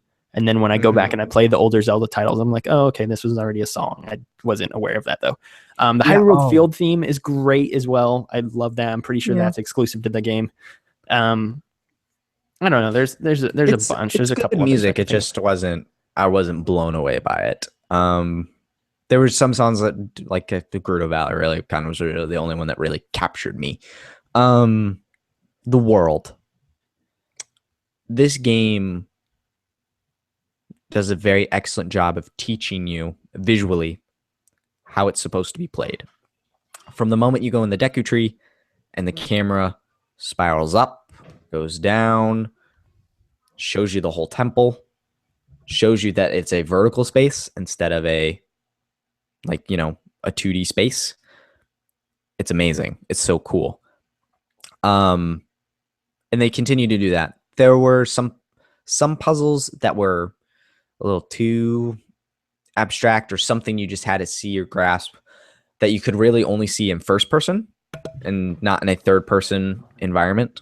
Like sometimes there'd be a long shot hook up on the ceiling, and you couldn't see that unless you went into first person. That seemed like a, hey, look, this is a 3D space and we can look around in it.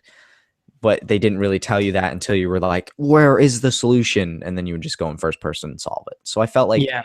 that was where that visual cues The kind of fell yeah, short, where they hid it from you.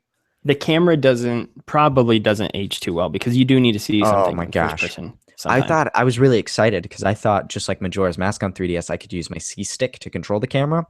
Not the case. Yeah, because this was like one of the first 3DS games that ever Well, came out. the So reason I thought it would work is because I thought it supported the Circle Pad Pro. Remember that big yeah, I bathtub you don't. could put your 3DS This was in? like a launch game again. So Yeah, but I thought that accessory was like around the launch, wasn't it? it came out like maybe like 6 months after, if not more. Okay. All right. So I was a little bummed about that. One thing about the camera in particular, um, when you get to Ganon's castle and you get in the throne room and you're fighting Ganondorf, and he's floating in the middle there. He zaps you at the beginning of the fight with his purple stuff. Yeah, And Navi goes, there's too much dark energy. I can't help you. And then they yeah, just remove your ability to lock on to Ganondorf, aka center the camera. Like you can hit yeah. the L button and frame that. That has to be one of the poorest boss fight decisions I've ever, especially for a game that pioneered Z targeting. And Bro, like, yeah, that's Ganondorf's you can't powerful. Z He has you control can't of your camera. I don't remember that ever being a big deal though. Like, that because wherever you move in that area, you don't really need to be targeted on him to do that. If as long as you no hit that well, thing back at him, it's going to go straight towards him. right, but they start the boss fight with you not being able to use your camera, and that's not cool. It's Like because he took the that camera, power the way you've away. been using it for the past 20 hours. And then I loved it though. At the very end, when you fight Ganon, she goes, no, now that he's way more powerful and this giant, scary monster goes, he can't stop me now. He's more powerful. If anything, he should be able to stop you even more so, and I shouldn't have control of my camera at all. That's such a But small it was it thing. was it was a very dumb cop out. I thought that was a very poor design decision on their part. I was like, why even take it out? Why? Because I mean, Um, I've played that boss fight like 5 times. I've never felt that it's like really necessary to target on him in that situation. I I wanted mean, to target him. I wanted to have him in the middle, me in the corner, and hitting the ball back and forth. I did not like that decision. I mean, the fight, actually, all the bosses, except Bongo the Bongo. music when you fight Ganon's really, really good. too at the end of the game. That's awesome. I like that music. I'm still thinking of music from the game. I think all the bosses except Bongo Bongo were easy. Bongo Bongo is not too bad once you know what you're doing. Yeah, the thing with Bongo Bongo is I didn't have enough hearts and I didn't know what it was doing. Zelda bosses in general aren't very hard once you reach about age 13. I've never. So really I was struggled like, with this them. is a piece of cake. There was no challenge really I felt in the game. Master Quest, dude. Now you got that Well, unlocked. now I can do that. I could play the first version of Master Quest in the States on my GameCube copy, or I could just play it on my 3DS. I doubt I'll get to that anytime soon. Next is finishing up Wind Waker and then Twilight Princess for the first time. I thought you didn't get to do enough stuff as a kid. I thought the child side of things, especially limiting only certain tools and weapons. I get the kid not being able to use adult tools. Yeah. I don't get the adult not being able to use kid tools. Because, I mean, they're trying to make expand your palette. They're trying to give you certain things that are only accessible at certain times. And that plays in more later. I know up front you're like, I don't understand why I can't use these now. And I'm like, well, why can't I use a boomerang as an adult? Because then you'll come back later in like the Shadow Temple and the Spirit Temple. And you're like, I need that item, but I need to be a kid. Clearly, I need to go become a kid real quick and then come back here. And so I like when they incorporate that into the dungeon. But see, they really temples. Maybe they did it in the Shadow Temple and I missed it. But the Spirit Temple, the Spirit Temple in particular, has like a kid half and an adult half. When I say the Shadow Temple, I'm talking about like the well beforehand. That's almost like a mini dungeon. It's just kind of. They really didn't use the kid side enough. Really, after you do the first 3 temples, you rarely have to go back in time for progressing the story. Well, I'd say there's the first 3 temples. There's the first 3 temples as a kid, and then there's the first 3 temples as an adult. For you do the same 3 again. Yeah, you do like a mirror of the same 3, and then you do the shadow, and that's kind of, you have to become a kid at points in that, sort of, in the well and stuff like that, and then you become an adult for the temple half, and then it's kind of half and half for the spirit. I'd say it's pretty even, honestly. Like maybe it just was so long between. I don't know. I felt like I was adult for most of that game. You flew through the first part. You're like, I'm already an adult. I'm like, you've been playing for 2 days. That's pretty good. So you flew through that first half of the game, and then you've been stuck on the last few for like the last 3 or 4 weeks or so. 3 or 4 weeks, yeah, because I've just been playing other things and taking my time with it. But the game is good. It surprisingly has held up.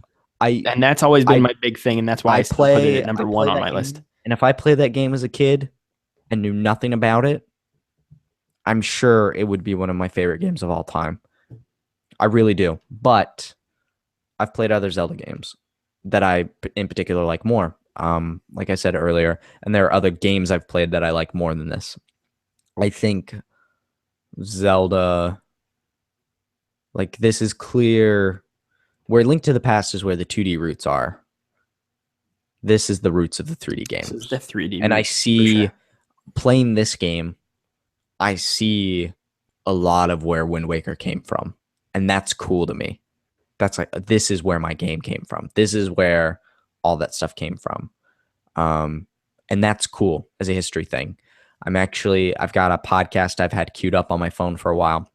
It's Retronauts, and they do an in-depth breakdown of different games and stuff. And I've listened to their Ocarina of Time episode before, but I had never played it. So now actually I'm going to listen to that show again with the lens of, I feel like I did maybe 80% of what the game had to offer. I found every heart piece except the one you have to get for catching a 10-pound fish. Did you get the sword? Did you get the big Goron sword? I did, which actually made Ganon super easy. Yep. It's almost cheap, because when I got to it the first time, I was like, what the heck do I use? And then you gotta go. What are you supposed to use? The hammer. That's your next option if you don't have the see, I just was like, sword. I don't have a sword. Oh yeah, I do. Here we go. And I just it's almost it's kind of like a cheat or something like that. But that quest was very funny. It was a very interesting fetch quest. Found all the heart pieces. I found half the golden Skulltulas. Oh yeah. Just enough to get the heart piece. And I think I'm only missing the ice arrows as far as items go. I always forget how you get those. The challenge dungeon in Gruto Valley.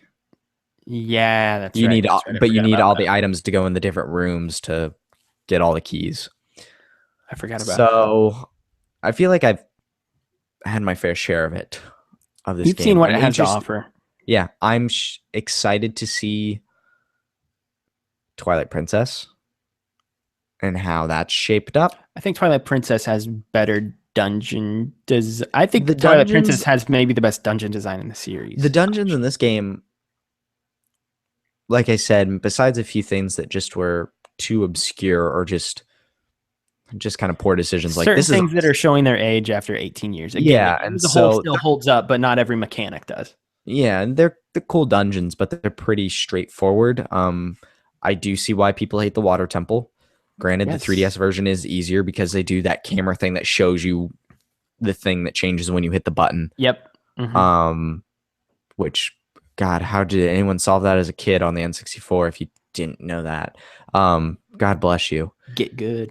Yeah, get good. I'd like the Spirit Temple just in concept, like the kid half and the adult half. I like the And then boss the fight there twin too. witches as well. With the It's twin kind of witches. everything's kind of in two parts in that temple. I like that I temple a really lot. did enjoy that. The Shadow Temple probably was my least favorite. I like the witches. I didn't like how we had to keep using that magnifying glass everywhere. Yeah, I think I really still think, and a lot of reasons it's probably still my favorite because it is the first one I played, and it first Zelda game in general, first 3D You one, all have of that stuff. you have the nostalgia, the rose tinted glasses. Yes, but at the same time, again, every time I play it, I find something new that I do like about it. And as you said at the top, it holds up incredibly I'm not. well overall. I can't overstate that. I was genuinely surprised at how well this game held up. If you were to go back to play like Mario 64 or something like that, I feel like it would be a little bit like more rough I around don't the know. edges, possibly. Zelda holds up super, super well. And they didn't really change much in that 3DS port that you played besides the visuals graphics and like and the water certain temple. things, the water temple. That was about it. I mean, those are the only big differences. Did it have a songbook in the N64 version? Were you able to see the song notes? Yes. Okay, cool. All right, because I didn't know if that was a You 3DS could go thing they added on the consult them. touchscreen. You could go consult them in the start menu and then come back to them and then like exit out of the start menu and play it. So you kind of had to memorize it a little bit more than in the 3DS Oh, version. okay, because the 3DS version, I was like, there's no way I'm memorizing all these songs. So yeah, the 3DS version does help you a little bit there as well. But yeah, okay, they had them all logged in the start menu. So yeah, so I'm glad you've played it though. So at least now you know what that's like, and now you have played one of the now more I can't be a iconic games. games. I have never played Ocarina of Time before. Yep. Now you've at least checked it off of your list. You can't Now I'm a normal say gamer. you've no longer played it. Yeah.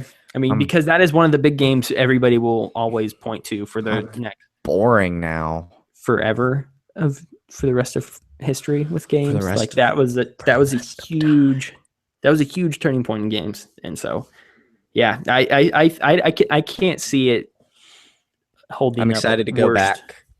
I'm excited to go to Wind Waker and to Twilight Princess. Wind Waker before Twilight Princess? I've started Wind Waker a while ago when I got my Wii U, and like I think I only have 2 temples left. Okay, so like I gotcha. My goal was just to finish all the 3D ones before Breath of the Wild. Breath of the Wild comes out. So play the 2 I hadn't played, so Ocarina and Twilight, and then replay Wind Waker to Skyward Sword. I'm gonna replay it. It's time to see.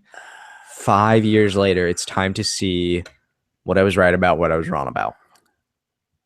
Bad dungeon design. That is the one thing. Time to see. It's time to see, especially after Twilight Princess, which a lot of people really love the dungeon design there. So I'm a Zelda purist. I love the pattern of everything, and so when I would get to some of the bosses in Skyward Sword, it's like, hey, you don't need that item. Just use your sword. I'm like, well, this is real dumb. I want to use that. I wanted to see how you were going to make me use the beetle. Now I don't have to use the beetle. The beetle. I remember the beetle. I wanted to use this cool whip. Now you use the whip. Oh, you do? Which one am I thinking in that of boss then? fight with he was like the Indian god statue thing. You Oh, used the the whip thing on with him. a ton of arms. Yeah, yeah, you Yeah. used the whip on him for Okay. sure. Then I which one remember am I that boss thinking battle of? was great. There was a couple I was thinking of. The beetle was the main one. I was like, I can't wait to see how they incorporate this into the boss fight. And then it was like, nope, just kidding. Oh my Fight god, the beat was Gira too slow to be incorporated in a boss fight fight. Gira for like the 50th time or You only whatever. fight him 3 times. That's just too many to me. And then you got to fight the dumb thing with the Also, big fat really toes like quick, 14 Ocarina of times. Time story makes no sense. Why? All right, you go to the future. Ganon's taken over Hyrule. You stop him in the future, and then you go back to the past. Dude still ran Zelda out of the castle. What's gonna stop him from time travel? Still happened. Zelda does something at the end, doesn't she? She sends Link back. Yeah, I thought she did something at the end though, where it was like, cool, we've stopped them in the future. Now I can change things and send you back to where you were. She was like, I'm sending you back to the past so you can live the way you were supposed to. And then the I game forget. ends with Link walking up to her in the garden. But that doesn't stop Ganondorf in the past. Another notable thing about this game though was that it introduced Ganondorf. Up until then, he was always just Ganon in his pig form, which I always will love about this game because Ganondorf is awesome. He's freaking a stud, dude. And he's way cooler in Wind Waker. He's really cool in. I don't. I love He's his like a design. ninja. I love Wind his Waker design in Wind Waker. He's cool looking. He's like this big fat man. And then he's pretty cool in Twilight Princess too. He's cool in all of them. Ganondorf freaking rules. I really don't know like what Ganondorf he's like in Twilight Princess, so we'll see. Yeah, you do because you've played Super Smash Brothers on the Wii or Wii U. Well, okay, I know what he looks like, but I don't know how he. I think everything about him and I think everything about him in Wind Waker is baller, especially the fight at the end. The sword underwater where everything collapsing around you. Yeah. Well, I'm glad you've played this game now, and I'm also glad we've reached the end of episode 55. Oh, snap. What a segue. Thank you so much to everybody for listening to this episode. We really appreciate it. I'm sure if you listen every week, you're familiar with the rundown, but please bear with me as I try to go through all the things we need to do here at the end. You can find us on a bunch of places at Millennial Gaming Speak. You can find us on Facebook at Millennial Gaming Speak. We've got a page over there. You can find us on YouTube at Millennial Gaming Speak. If you watch the shows on there, our streams where me and Max record, hi. Please like, share, comment, subscribe. We would appreciate that so much. That would be great. If you we're on Twitter. The show is at MGS Podcast. Logan, I am at Moreman12. Max is at Max the White. If you want to email us with any questions or comments or concerns you may have, you can hit us up at mgspodcast@gmail.com. We will respond to your email. We'll respond to you on any social media or email or whatever. Just say hi if you want to. We're on these places and we would love to hear from you. And then again, if you listen on iTunes or heck, you don't listen on iTunes, but you just want to do me a favor, if you could go review the show on iTunes, that would be phenomenal. Please give us 5 stars. It just helps us reach more people, helps us expand our audience and get us in the ears of more of those folks out there who like Ocarina of Time. So with that this week, Max, I think we're all done. I got to run to a PlayStation Insider meeting and we got to talk about what we're going to do with that darned website. So, oh goodness. Make sure, you guys is there going to be more in that piece that you're writing for PlayStation Insider? Yeah. I'm I'm in the early planning stages on it. Like I've been writing on it. Okay. Cause I know you kind of went on your rant. So I've been writing notes on it in here in my notebook and I've got a couple pieces. We need to do more features for the site. And that's like the big thing I've been focused on. So within the next week or two, I'll put a link to that article in the show notes. I think I have a bunch of downtime Tuesday. I'll probably write it then if I had to guess. Okay, cool. So it should be up by Wednesday for sure. And then we can put it in the show notes somehow. What have we got? I think we've got 2 more episodes until the PlayStation event. Yeah, I was actually going to talk to you about that. So PlayStation event's on a Wednesday. Let's record afterwards. So we'll probably be late that week.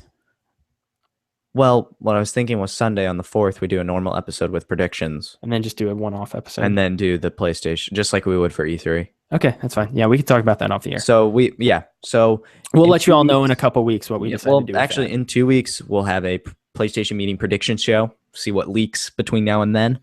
I think it's kind of early for we've kind of predicted already. I think we got an idea.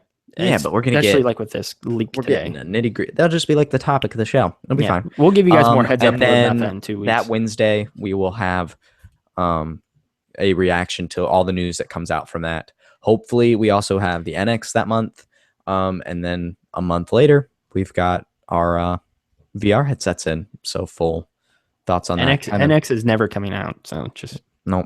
I saw a tweet the other day. Someone was saying, when I have a guess when Nintendo will announce the day they reveal the NX, March 31st, 2017. Probably. Was that a tweet from me? Maybe. No, not you. No. Anyway, I them on Twitter a lot. Anyway, yeah, thanks for listening to episode 55. We'll give you guys more heads up within the coming weeks what we're going to do with the PlayStation meeting and all of that. It's going to be a busy next couple months for games, and I hope you're excited. We're excited to talk about it and argue about it and all that other good stuff. So we hope you're excited to listen to this dorky show that we put on and just whatever else. Play some games. Play some games this week. They're fun, and I hope I can play some games too because it's been too long. So anyway, for Max and myself, thank you for listening this week. We love you. Bye-bye. Adios.